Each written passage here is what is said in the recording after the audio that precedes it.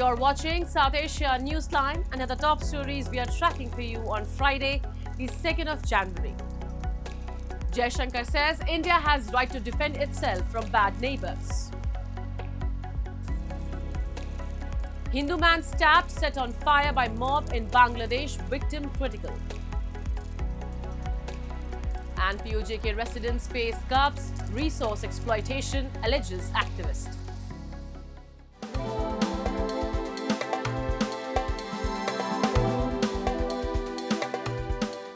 And now for all the details. India's Foreign Minister S. Jaishankar, during an event at IIT Madras on Friday, said that India is recalibrating its neighbourhood policy to balance humanitarian and development cooperation with firm action against security threats.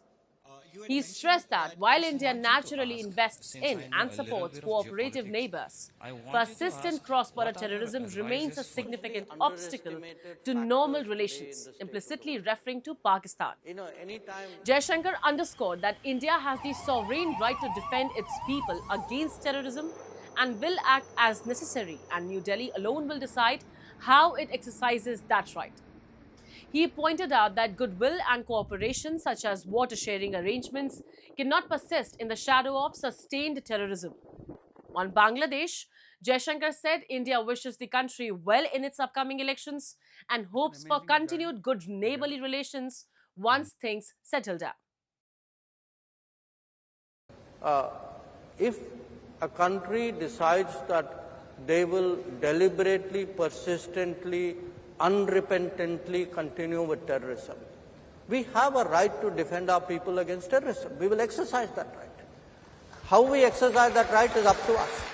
Meanwhile, in a fresh incident, a Hindu businessman in Bangladesh was set on fire by miscreants on New Year's Eve, triggering fresh outrage amid recent reports of attacks on Hindus in the country. Your report. Another Hindu man was allegedly set on fire in Bangladesh by a mob of miscreants in Shariatpur's Damudya region, days after India's Foreign Minister S. Jaishankar's visit to the country. The incident took place on New Year's Eve on Wednesday when the miscreants attacked the businessman, identified as 50-year-old Kokun Chandra Das, seriously injured him, poured petrol on his body and set him on fire. Last month, 2 incidents of Hindu youth being lynched were also reported in Bangladesh. The incident sparked widespread outrage and condemnation among political leaders, religious organizations, and minority groups in Bangladesh and India. 8:30 নাগাদ আমরা badminton খেলতেছি, ওই সময় phone দিছে যে মামারে কারা জানি যে কোবাইছে। তো ওইখান থেকে তাড়াতাড়ি আমি আইসা পড়ছি শরীয়তপুর সদর হাসপাতালে। ওইখানে আইসা দেখি যে হাসপাতাল ট্রিটমেন্ট দিতেছে, যা দেওয়ার আর দিতেছে দেয়া, এখান দিয়ে অনেকখানি ভুঁড়ি বেরোনো। যে মামা তারপরে বলতেছে পুলিশ এসে, পুলিশের কাছে বলতেছে যে পুলিশ আবার সামনে নিয়ে ভিডিও করতেছে যে কারা কি আপনার এই করলো, আপনি কিছু জানেন? তো মামা কইতেছে যে প্রথম যে আমার কোপ দিছে ও বলছে যে আমি রাব্বি, আর ওর বাবার নাম বলছে। বাবার নামটা কি বলতে পারি না, কিন্তু বলছে যে ওর নামও বলছে, ওর বাবার নামও বলছে যে আমি অমুকের ছেলে। আর তারপরে ওরা আবার পেটে আঘাত করছে, পেটে আঘাত করার পর মানে বেশি ইয়ে হয়েছে, ওই কারণে ভুঁড়ি বের হয়ে গেছে গা। তারপরে আবার শরীরে পেট্রোল দিছে, পেট্রোল দেওয়া পুরা শরীর জ্বালাই দিছে। পুরা শরীর না, আপনার পুরা ফেস, মাথা, তারপরে 2 হাতের, তারপরে শরীরের পাশে এই পাশ পুরা ঝলসানো, পুরা মানে কিছুই নাই। আর তারপরে মনে হয় হাত দিয়ে মানে আগুন নিবানোর চেষ্টা করছে, হাত ঝলসায় গেছে গা। তারপরে পাশে একটা Meanwhile, Shafiqur Rahman, president of the once-banned Islamist party, Jamaat-e-Islami, on Wednesday said the party is open to joining a unity government and has held discussions with several political groups and put forth 3 conditions.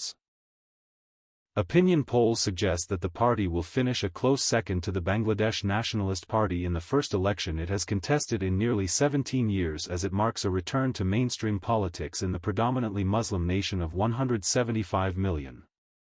Number 1, party will remain free from corruption. It will not give any shelter or show any weakness to any people who is corrupt. Number 2, will ensure social justice for all. No political interference will be allowed there. Number 3,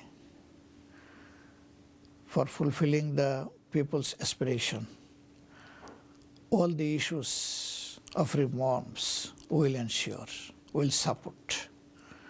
If any party agrees with these three conditions, they are most welcome. And political activist Shaukat Ali Kashmiri has alleged widespread rights violations in PJK and Gilgit-Baltistan. He claims people are denied courts, free movement and control over their resources. Give a report. Shaukat Ali Kashmiri, chairman of the United Kashmir People's National Party, has accused Pakistan of systematic intimidation and discrimination against residents of Pakistan-occupied Jammu and Kashmir and Gilgit-Baltistan. He claimed people in the region lack constitutional rights, cannot approach courts, and face severe restrictions on movement. He alleged political activists are booked under security laws, placed on watch lists, and barred from travel. Constitutionally, we have no right to appear in any court.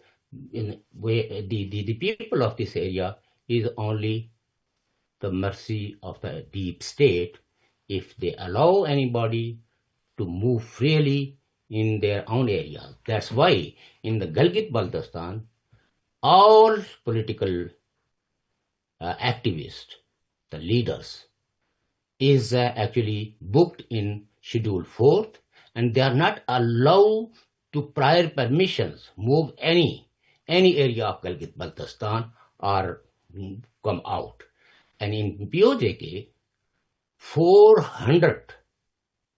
above 400 people name is in the control list. Kashmiri further said anger in PJK is growing over exploitation of natural resources without local consent or royalties, and persistent shortages of basic services. He questioned the credibility of the current leadership. He said dissent has been expressed through peaceful protests and democratic means, warning that continued denial of rights is fueling deeper frustration in the occupied region.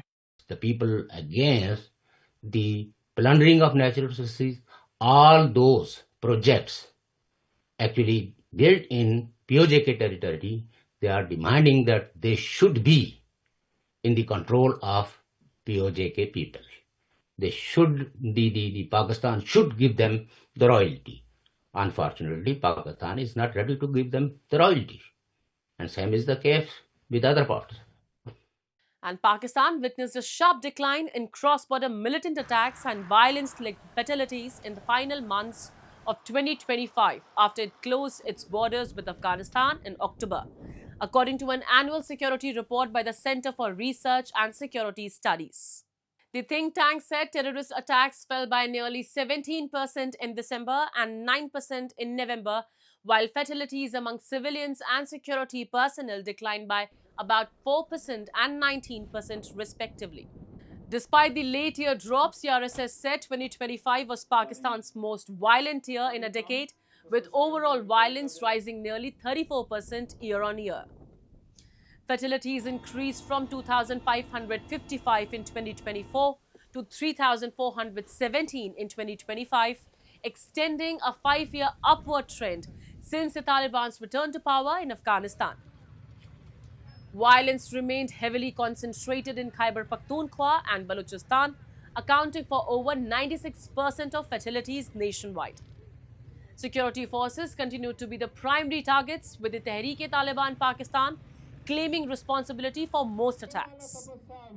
Pakistan has repeatedly accused Afghanistan's Taliban government of sheltering militants and allowing Afghan soil to be used for attacks. Kabul has consistently denied these allegations, saying it neither recognizes nor supports the TTP and calling the issues Pakistan's internal matter. Sri Lanka's leader of the opposition, Sajith Premadasa, has said that India's neighbourhood first policy has delivered tangible benefits to Sri Lanka, particularly during times of economic crisis and natural disasters.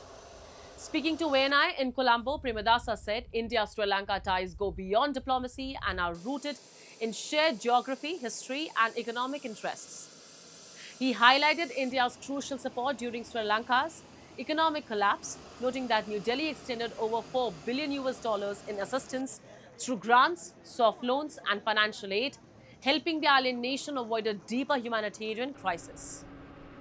Premadasa also praised India's swift response as the first responder after Cyclone Ditwa, providing immediate financial assistance, relief material, and emergency personnel. He said that the Modi government had walked the talk by translating commitments into action. Welcoming India's proposed $450 million reconstruction package announced by Foreign Minister S. Jaishankar, Premadasa expressed gratitude to the Indian government and people, calling the Neighbourhood First policy very beneficial for Sri Lanka's recovery and future growth.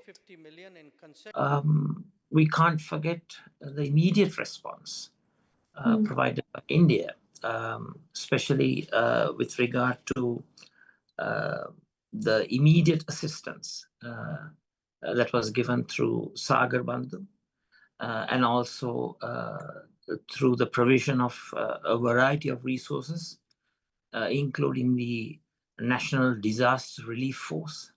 So in a multiplicity of ways, we believe that the administration of His Excellency Narendra Modi has walked the talk and helped Sri Lanka at its time of dire need. Moving on, India's Jammu and Kashmir has welcomed the new year draped in pristine white as fresh snowfall has drawn a surge of tourists to the valley, especially to Sonmarg. Often called the Meadow of Gold, Sonmarg has turned into a picture-perfect winter retreat with snow-covered mountains, captivating visitors from across India. Tourists say starting the new year amid falling snow and serene landscapes feel nothing short of magical. Families, couples, and adventure seekers are thronging the area. Many visitors said that the fresh snowfall has added a special charm to their holiday plans, offering a rare chance to witness Kashmir's raw winter beauty. With Sonmarg gleaming under a fresh blanket of snow, Kashmir continues to enchant tourists seeking peace, beauty, and a memorable start to the year. ये हमारी धरती का स्वर्ग है, India का स्वर्ग है। यहाँ के लोग बहुत अच्छे हैं, बहुत सपोर्ट करते हैं और मुझे यहाँ आने में कोई तकलीफ नहीं हुई, मेरा अच्छा एक्सपीरियंस रहा। बिल्कुल, I think you should not skip Kashmir and specially Sonmarg from your itinerary and आप ज़रूर आइए यहाँ पे। समर्स में आएंगे तो भी वो इतना ब्यूटीफुल है। आप अपने special occasions, birthday, anniversary, new year पे आएंगे तो भी बहुत अमेजिंग यहाँ पे सेलिब्रेशंस रहते हैं और विंटर्स में तो I think it's a winter Wonderland. That's all in tonight's edition. We will see you same time next week. Have a great weekend. Good night.